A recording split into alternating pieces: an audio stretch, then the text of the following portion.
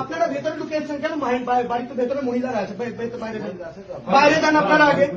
আপনারা প্লিজ আগে বাইরে যান। আমরা দাঁড়াবো, আমরা দাঁড়িয়েই আছি, আমি দাঁড়িয়ে আছি, আমিও আমার কাজে করতে এসেছি। আপনারা প্লিজ আপনাদের কাজটা করুন, বাইরে যান। আমরা আমাদের কাজ করি। আপনাদের কাজটা মিটিনি, আপনারা বাইরে যান, আপনারা বাইরে যান। ঠিক আছে, আমরা বেরোচ্ছি। শাহবাবু প্লিজ বাইরে যান। বাইরে ভেঙেছে। আপনি একদম চুপ করে থাকবেন। আমি যখন কথা বলছি আপনি একদম চুপ করে থাকবেন। ওনারা পুলিশ অফিসার, এটা মনে রাখবেন। ওনারা একজন ভদ্র মানুষ।